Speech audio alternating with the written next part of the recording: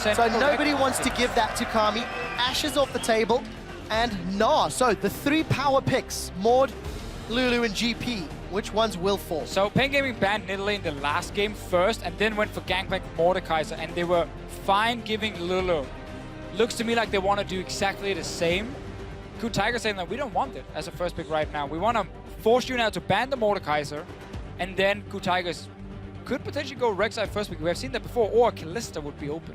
Yeah, and this, I think, coming from the KOO Tigers makes a lot of sense. When they lost to the Flash Wolves, how did they lose? A lot of it was that GP in the late game.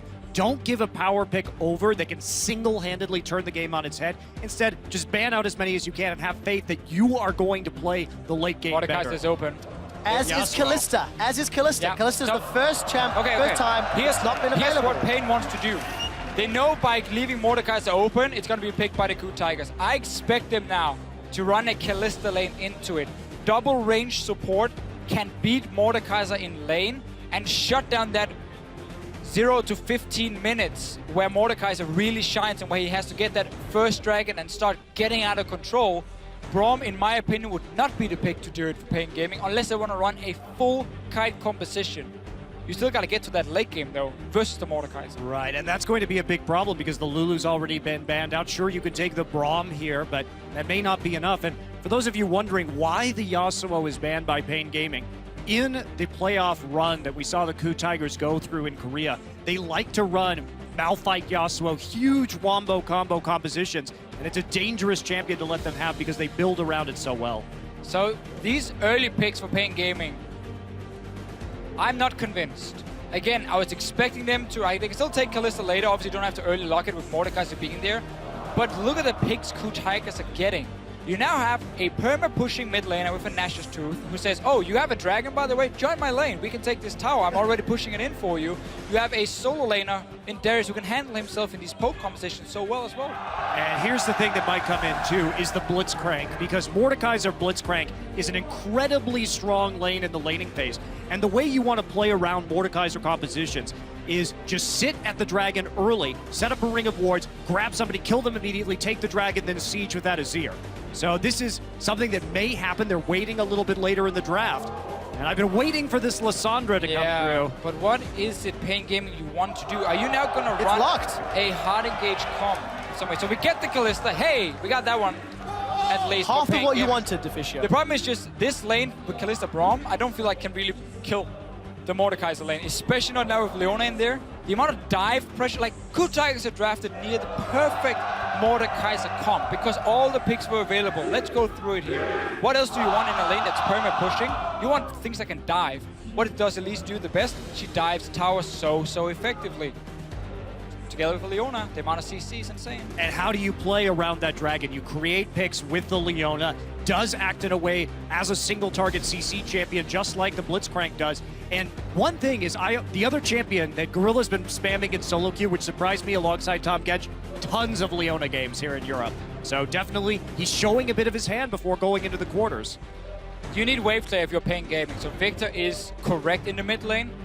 But this comp, I mean, when you see a Mordekaiser and a Darius, you normally say, okay, we need to be able to kite them. Because Mordekaiser in the late game, as a melee champion, it becomes very difficult for him to get that 3 hits on his Q. One-shot that AD carry, so you kite him and you kite him. You still gotta get past the early game. Now paiN Gaming has drafted a comp where there's elements of hard engage from Alessandro Gragas, but you do not want to dive onto the Mordekaiser. He wants you to do that. To me, this just reeks of their last game. We take a look at their composition in the last one, and there's a little bit of a mixed message being sent here by the composition, and I have to say it's going to be probably very tough for them to handle KOO's comp. Now, laning phase, all important. RTT himself talked about the early game strengths of paiN Gaming. KOO showed no weakness in their early game against CLG. And we're going to see Mordekaiser again here in the World Championships. This time paired with Leona. It's not the Blitzcrank kill lane. This is the go forward. This is the go forward kill lane with Leona. Leona is close enough. Again, it's all about perma-pushing with double relic shield, set up tower dives with the Elise coming down, and then you take the dragon, you move into lane where he is already pushing, and that's a free mid tower. Wow, it sounds so easy. KOO already showed how easy it is for them to execute high quality strategies a moment ago. And now we're going to see if they can close out paiN Gaming. Remember what is on the line. If KOO Tigers win this matchup, they guarantee themselves a flight to London and a spot in the quarterfinals. Seeding to be determined. But for paiN Gaming, if they lose, they are flying back to Brazil. Everything is on the line for them. For paiN, they need to win this, and they need KOO to lose more games today for them to stand a chance, or rather, Sylvia Flash will lose. And it seems to me that paiN Gaming, instead of saying we will pick a lane that can kill the Mordekaiser, they're picking a lane and a composition that can be fairly difficult to dive. Braum is in there, and then TP Lisandro, who can join in with a mass amount of CC. We might see just a big party in the bottom lane. Victor will not be able to follow, though, really for himself. My main issue with the Braum pick here is there really isn't anything that Unbreakable is going to block. You know, that it's not really a very useful ability against what KOO Tigers have on the table. So Braum, I feel, is really not an ideal pick in this scenario. Denied it from Gorilla. Yes, that was it, basically. But it has been the comfort pick for paiN. In almost every game, they will early pick that Braum for Dude down in the bottom lane. So it seems to me him just saying, you know, I need this pick right here. I don't want to try and risk running a lane where we have to kill them. Crowd can always entertain themselves. The French crowd is always entertaining. A lot of help from the French casters. Even chanting paiN Game, just a heads up, it's BRTT that did pause with some graphic settings he wanted to fiddle with. He will be back in game very, very shortly. Very concerning if the screen is already gray now. It was just early game that paiN got an advantage the last time they faced KOO, which dragged the match out. They will not find themselves a target yet, but paiN is fully committed to this invade.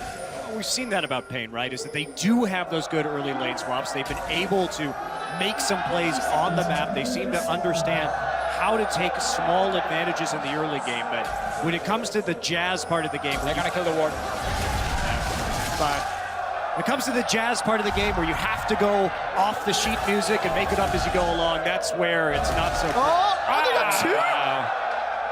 Actually, I don't think I've ever seen 2 wards killed in that shorter space of time. Smart little adaptation. So we had the record shortest game, the record longest game, and now the record number of ward kills before 90 seconds. Beautiful. Record number of wards by 2 players. Put it there. Nice. I'm pretty sure that's an accurate statistic. Well, denies the information, so paiN Gaming now either have to guesstimate.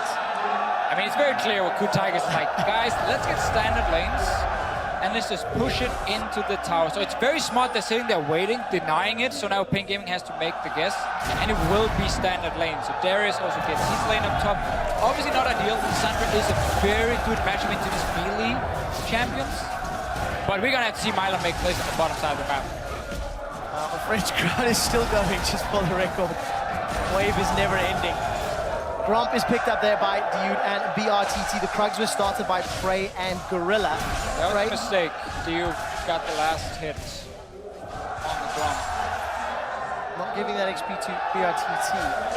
Let's take a look at the summoner spells. Cleanse for Kami in the mid lane. Flash Exhaust for Prey's Mordekaiser. Kami taking a lot of trades from those Sand Soldiers. And on bottom lane, BRTT used his sprint. One tick too early. They will still get a good trade on the Gorilla with the level 2 support, but the problem is now the BRTT obviously is going to be slightly behind in experience, especially because Mordekaiser is this weird passive where he just gets full experience in a 2v2 lane. Kind of unfair. Very unfair, in fact. I wouldn't call it weird. I would say imbalanced would be the word I would use for it. But there you go. Permanent ban, except for right now, we're seeing it in this game. Well, let's see what Prey can do with it.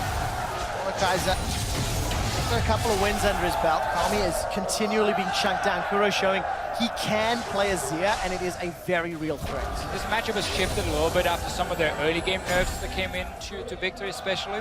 So it's a little bit easier for the Zia to trade with him in the start, keep shoving in the wave, and then Victor has to get that upgrade, start insta wave thing back. But a big dragon is going to appear, and he does not care about Victor's laser. Well, last time our HTK ran it, Defisha, you didn't shut up about that dragon. Because we may have to rein it back in. We may have to rein you back in. To be fair, H2K did not use the Mordekaiser that effectively. No, they didn't, because that was one of the big things. With the Mordekaiser Dragon, you don't want to be attacking the turret. You want to be pushing the dragon next to the turret and auto-attacking their wave clear with the dragon to push them off the objective and just use that zone to push down the turret with the rest of your champion. So it was a bit of a misplay right there. That is how you play Mord right now. Let's find out if KOO can rally themselves up under a little bit of pressure from BRTT and Huge shoving them in. In this top lane, mylon. Lissandra, the soft or quasi counter to Darius. And we'll see how effective he is. Again, Kami just coming away worse for weight in these trades. He's gone through all of his consumables as well. The problem for him in the lane is always keeping even at the top. So keeping even in farm for now, but has to go back and let's see. It's gonna be a 2v2 or 2v1 top.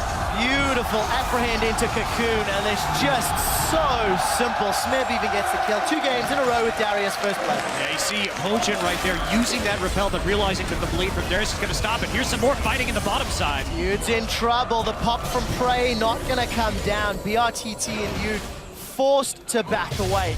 Look at how advantageous that trade was. Kuro again shoving Kami out. So no surprise the KOO Tigers are winning the bottom lane against the Braum. Kalista in there. We see the trades happening, but mid lane being won by KOO Tigers and now the top lane as well. All across the board, they are just winning the lanes. 600 gold already in the advantage. Prey and Gorilla just continuing shoving up with that Harvesters of Sorrow. Level 5 on Prey. And we can see some deep vision placed for Hojin. Kami is in a little bit of trouble. Look at the ward around the wolf camp. Hojin and KOO may set themselves up for an early dragon if they can force paiN away. But look at what happens on the map now. When you have so many winning lanes, especially 2 lanes next to each other, this situation mid and bot lane, how easy it is for you jungler to just walk into the enemy jungle, set up a bit of deep ward, take away a camp, maybe smite the walls to get more vision. Smeb on the top side. He has some flash ready. Well, they need it, but mylon actually used that Ring of Frost much earlier on, so no follow-up CC from the body slam. Surtees going to be forced to back away. mylon just throwing out those ice shards, trying to keep Smeb away. Even though the Darius, of course, does have that limited mobility at the top side, he already has boots too, so he's pretty damn speedy at this point in time and easily able to run away from that gank attempt. And I mean, right now, KOO just waiting, just farming up. It's all about that dragon, how well they can play around it in the next few minutes. Go back, get your components towards the Rylai's, keep engaging with Leonic, because then W gets connected, and you cannot trade with that. Braum has to just back away. He's too low damage of his support. You need double range to poke out that Mordekaiser and also push it back. That's the key thing.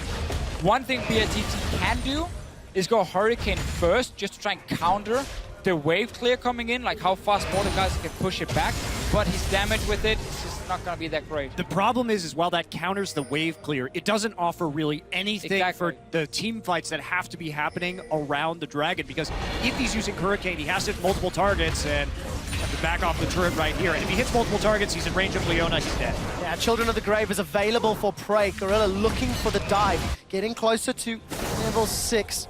The Solar Flare, which is not going to connect to the Cocoon this time around, but mylon's going to back away.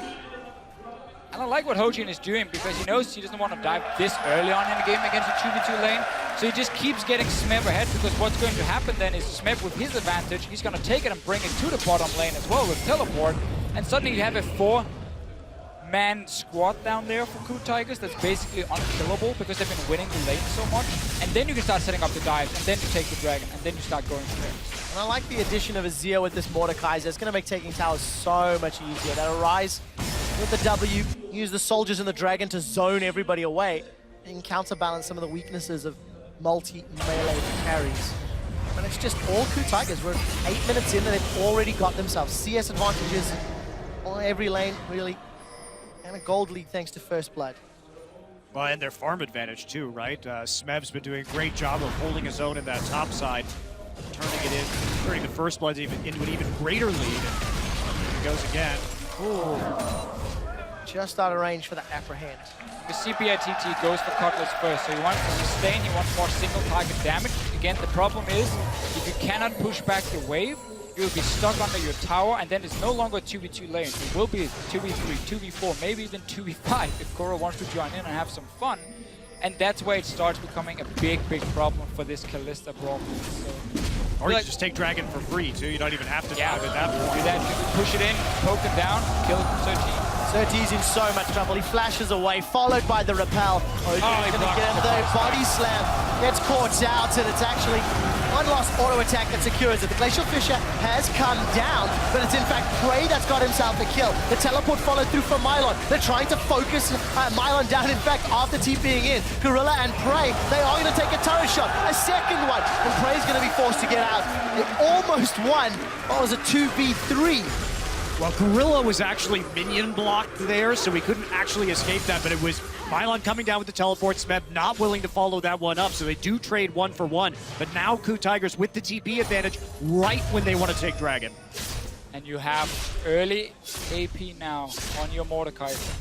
Rylai's first item, we see it almost every single time. I think paiN could easily move these ghosts paiN might be in out of trouble. the power range. He might get killed by Mylon. Oh, look at that. The Ring of Frost locks him down. Bron passive is going to be up. Here's that TP advantage. paiN flashes forward aggressively. Gets some HP back from the Harvester of Sorrows. Mylon's going to trade autos. Gets taken out by Smeb. We do see Dude rocking up. BRTT is going to try to get away with that passive. The Marshall boys. The slam dunk from Smeb. Says you will go home, and KOO Tigers look for the tower as well. We keep seeing why teams like this Darius pick, because once he gets rolling, he can just get out of control. A massive bruiser with so much damage in the front line. Well, you know, it's one of those picks that's very polarizing, right? Because we've seen a lot of players try him out, and he really hasn't been that effective. But if you know how to play him aggressively, and you can keep track of your enemy's cooldowns, and I think that's really the most important part of Darius, keeping track of those, and you can really go in and clean up. And there's the Dragon coming out. And remember, Mordekaiser doesn't have to be close to the Dragon. He can move it across the entire map. He's back at base now, and his Dragon is trying to be annoying near tower and hit Kami in the head a few times to just tank up to let Kuro get some damage. So this is how you use it. Kami's losing the fight to the ghost of Dragon Past. He'll get dropped eventually, but forced away. That means there's not going to be a death ray here if Kuro wants to keep pushing. Not the greatest use of the Dragon ever, but after that one fight at the bottom side, transitioning in the Dragon, you'll take it if you're the KOO Tigers. You're expanding your gold lead regardless. and you go back and you push the bottom lane some more. And now you can see Gorilla and Hojin. They use it to go and get some deep vision. Preferred them to check the small bush and play out the pink, but obviously want to play it a bit safe as well. paiN is 3 levels up over BRTT right now. In fact, Dude actually has the level advantage over BRTT, so there's really... Got the grump. Yeah, there's really nothing... Going right. There's not really much he can do against paiN and Gorilla, because if he tries to walk in that lane with no summoners, he's just going to get killed by the Ignite. Now, this is impressive from KOO Tigers. 11 minutes in, they've got themselves another substantial gold lead. They've got Tower, Dragon, etc. And they're showing off champions that we've not seen previously. KOO Tigers are sending a very big message in a game where they didn't necessarily need to, but they are demonstrating an ability to play champions like Mordekaiser. Newsflash, they can pick Mordekaiser No, and do okay. well. Of course.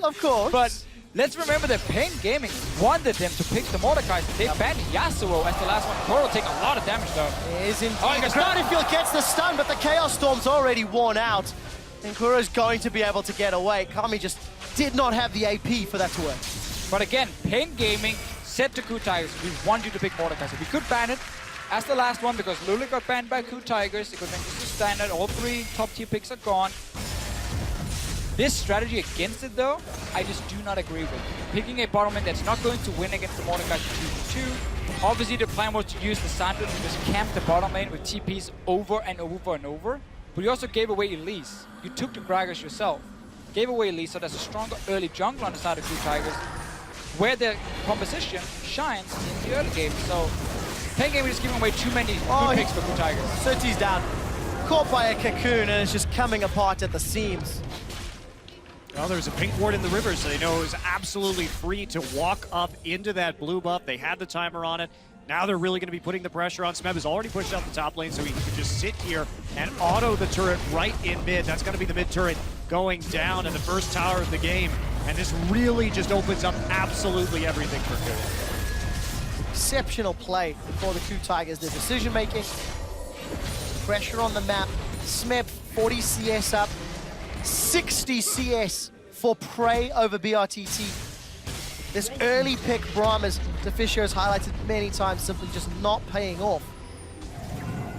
And for paiN, the only option is now wave clear from Surti and Kami to stall this out. But I feel like Darius and Mordekaiser are just so far ahead, it's highly unlikely. Double the CS for the Mordekaiser. And Dragon should be up in about 3 minutes' time. He's obviously looking to secure that one. And in a group that a lot of people call the weakest group at the World Championship here, Group A, we're still seeing a KOO Tigers team who are showing that early game for them, they can make great plays. CLG, 2 games in a row, they were so dominating from the start, outplaying mechanically CLG. And to me, that just really shows how good this team can be, because again, they used to fall behind. They used to not doing that well in the early game in Korea. If they fix that, if they can do this against even better teams, well, that's going to be the true test. that's going to be the test, right, getting into the bracket stage. Well, it's not only that. I mean, we talk about a player like Kuro, and we came into today saying that this guy's a 39 KDA. He's 1 death before dying to pole belter in that mid lane in the last game. Was a tower or a fountain dive at the end of the CLG game on Victor. So his individual performance has really stepped up, I think, at this tournament so far. Has he had the toughest opponents? No, that's true, and he's going to need to keep getting better if they want to make a deep run at this event. But it's an encouraging sign for sure. Yeah, I still think that KOO Tigers are showing that they could be looked at as the 3rd best team right now in this tournament, because LGD has been falling off. KT lost Origin, obviously they are very close between KT and KOO, and Origin up there fighting that 3rd spot. I wouldn't count EDG. Bold claim. EDG is the 2nd, don't worry. Just 2. SKT 1, EDG 2. We're talking only the 3rd spot, only the 3rd spot. Only the 3rd spot. Well, we'll see more games from each of the respective teams, but yeah, all outer towers have dropped. Dragon's up in now 1 minute. Prey was able to get that ghost. Really shove Kami away from that mid lane, but look, bottom lane shoved up. There is a plethora of wards in paiN Gaming's everywhere, and KOO can just make all of the informed decisions. I mean, Smeb is solo pushing top lane with 0 resistance. Yep, proxy farming as well. He's getting behind that turret. He's going to get some more gold right before this comes up. Just has a chance to deny some CS and recall very freely. And Hojin just delaying paiN. And you can see they're already have a ring around the dragon. They're trying to deny any kind of vision from paiN going in there. And Smeb just keeps pushing. Gonna get to that inner turret, get some damage on it. And KOO, they're not gonna waste time. Prey's 3 levels above BRTT. It's been that way this whole game. Gorilla's a level above BRTT. Doing it with Mordekaiser. Here we go. Dragon up in 1. Smeb just sorting him out in the enemy jungle. And 2-man drag. Hojin and Prey going in for that objective. So KOO set a record for the 2nd highest gold lead at 20 minutes against Counter Logic Gaming earlier today at around 11,000 gold. Presently have just shy of 8,000 gold in the lead. Let's see how many towers can fall if they can get close to that, with Dragon sieging power and Smeb keeping Mylon busy in the top lane. Let's see what paiN can do. They're going to be relying so heavily on Kami again. Not even going to challenge it, in fact. No, because paiN Gaming knows they can just get killed right here. If they move too close, Leone ultis and the engage is on. Pretty much have to give it up right now, only taking about 50% of the Ghost Dragon's HP. And Smeb just been pushing up. He's prepped that wave perfectly for a smooth movement up into the top side of the map and another easy tower. Apprehend the brush. Just in case, you never know. You can't take brushes to jail, though. Well, Smeb wants to try. You see that Dragon getting some damage onto the top inner turret. Sir T, he's decided to engage onto Kuro. Kuro's killed by BRTT. The solar flare comes down and Mylon goes, he throws down the ulti. Glacial Prison, I forgot the name, manages to survive, gets the heal, and paiN Gaming survive, getting 2 kills. All right, KOO Tigers getting a little bit confident, staying very close. A great engage from Sir T to start the fight. And remember, this may have been a 7,000 gold gap, but KOO has not gone back in a long time, so it was actually much closer in terms of items than we could have seen otherwise. Take a look at this fight again. Kuro getting a little bit greedy in the side here. He walks way too far forward. Great flash engagement, Sir T. Then fight is on. Good bait for Mylon as well with the ulti, just in time before he gets stunned. And Gorilla caught under the turret as well. So 2 very important kills for paiN Gaming. They need to keep doing this, so they need to rely on KOO Tigers to keep being over-aggressive. And you can see where the risk in running Mordekaiser then lies. Taking towers, even with a substantial gold lead. Yes, it hadn't been spent necessarily, but very challenging without that ranged auto-attack champion to take down the tower. Obviously it becomes harder for Mordekaiser when it comes to these towers, because Dragon, once your team gets more damage, they can take down that Dragon. The same difficulties are not there as in the mid game, But you already got a big enough goal lead. I mean, you've gotten everything you wanted from this Mordekaiser pick already, just by taking their mid tower and winning the bottom lane so hard. Luden's Echo, second item on Mord.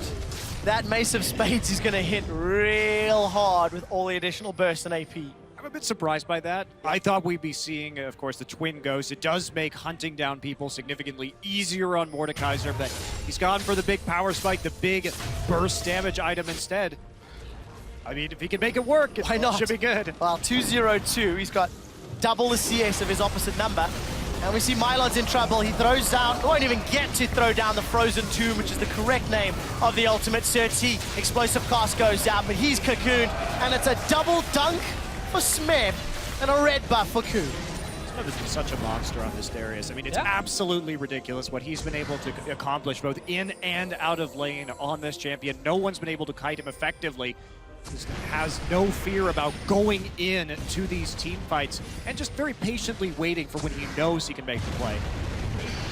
Those damage percentages that we talked about earlier, Smeb was the #1 damage share rank for his team. That's going to continue to stay the trend after today's 2 games. He's the highest damage percentage top laner in this tournament so far overall. By like 3% too, so it's quite a bit. Wow, last effort for paiN. If Baron is secured, it's going to be so difficult to wave clear at this stage. BRTT is way out of position. He will at least interrupt the Baron, so that is the only positive to draw from this play. Mylon expended his teleport as well. KOO didn't want to risk a smite shield for Certi and said, you know what, we are so far in, we technically don't even need that Baron right now. We can wait for next Dragon. But getting it and then splitting up in 3 lanes and just start pushing into the base is going to be the way for KOO Tigers to just close out this game as fast as possible for them. Especially when we have a split pusher who's already 6-0-0 like this Darius is. He has a Spirit Visage complete. He doesn't really have to worry about Mylon dealing too much damage to him. And with BRTT so far behind and on the Blade of the Ruined King first, basically he's going to go untouched in these team fights, continue to heal himself with the Spirit Visage passive. It should be easy. Not sure this ping ward can reach all the way in the back. It's honestly a very bad ping ward being placed here because he doesn't see outside the pit around the corner and he doesn't see the back of the pit either. So it's technically the worst place you can put it, but Smeb is here to zone them away. It's a double bait. They want the fight. KOO are going to lock down Certi. The Solar Flare comes out and Certi is killed. Baron secured by KOO Tigers as it is a complete rout. The ghost of BRTT will chase his own teammate down and KOO Tigers get 4 kills and a Baron. I think that ward was intentional, Deficio. No one can kill. It worked. No one can kill Smeb in these fights. He just went out solo in the back of the pit right there to zone off the enemy team. Ends up with a triple kill due to the fact that he has these Merc Treads and the Spirit Visage. He's even taken, I mean, he's just lowering the cooldown on his Flash and TP right now with his Enchant. So, very confident about going into these fights. Why not? I mean, your team have won every single lane in this game here. You got, in my opinion, probably the perfect draft with Mordekaiser as well. Dives, strong top laner, good early jungler, wave clearing mid laner. I mean, everything was there for KOO Tigers. And paiN Gaming, they gave this comp. They could have taken away picks. They could have banned the Mordekaiser. No, Yasuo banned, more important. Got rid of Yasuo and Ashe Ashe I can agree on. instead of Mordekaiser. Got a question. What difference would it have made if Prey was on Ashe landing the crystal arrows instead of the dragon ghosts? So, Vichu and I were watching some of these VODs last night. Prey's use of Hawkshot is nuts. Like, it's almost perfect in the way that he played the early game against CLG. KOO always knew where everyone was on the map.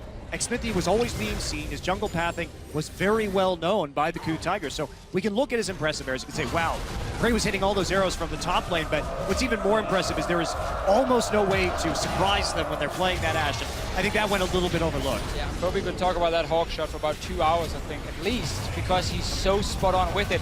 So is this Dragon call into the base of paiN Gaming. So middle inhibitor turret was dropped a minute ago. Inhibitor on the bottom lane is down. Inhibitor in the middle lane will follow shortly. The Baron is sitting with KOO Tigers. They have Baron-empowered minions as well.